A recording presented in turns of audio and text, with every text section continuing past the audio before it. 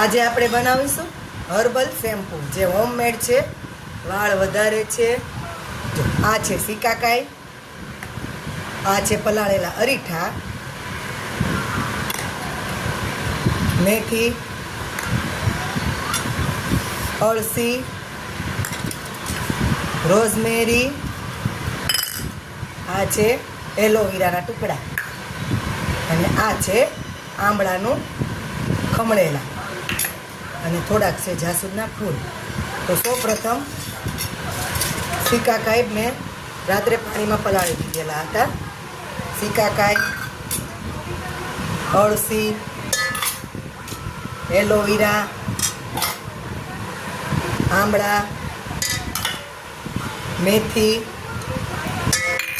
અને રોજ મૂકી દીધું છે। હવે બધી ઔષધિ આપણી ઉકળી જાય ને પછી એને ક્રશ કરીને ગળશું। હજી એને 10 થી 15 મિનિટ સુધી ઉકળવા દઈશું। તેના બધા પોષક તત્વો આપણા શેમ્પૂમાં ભળી જાય।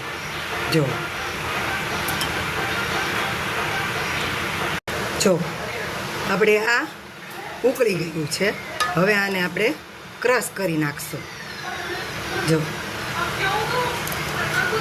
આવું ટેક્સચર આવવું જોઈએ। બધી વસ્તુ ઉકળી ગઈ છે। જો આપણું આ નેચરલ શેમ્પૂ બની ગયું, તૈયાર થઈ ગયું છે। આને મેં જાળીવાળી કાપડમાં બધી રેમેડી ગાળીને જો થઈ ગયું આપણું શેમ્પૂ। હવે આમાં થોડુંક આપણું હું ઘરનું શેમ્પૂ પણ ઉમેરીશ। આ ઓપ્શનલ છે। જો આવી જ આપણે હર્બલ જોતું હોય ને તો આ પણ ફીણ ઓછા વળે પણ આ પણ વપરાય, પણ હું આ સાથે પણ સાદું શેમ્પૂ નાખું છું। જો આ શેમ્પૂ કોઈને લેવું હોય ને તો અમે ઓનલાઈન વેચીએ છીએ।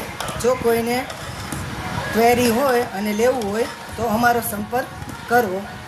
જો છે આપણું શેમ્પૂ તૈયાર। તો મિત્રો આ તૈયાર છે આપણું આયુર્વેદિક શેમ્પૂ। આ જો છે ને ઓર્ગેનિક, અને આ છે તેનું સેમ્પલ।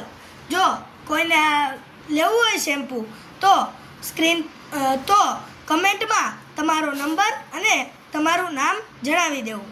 જો તમને આ શેમ્પૂ ગમ્યું હોય તો લાઈક કરો, શેર કરો અને સબસ્ક્રાઈબ કરો।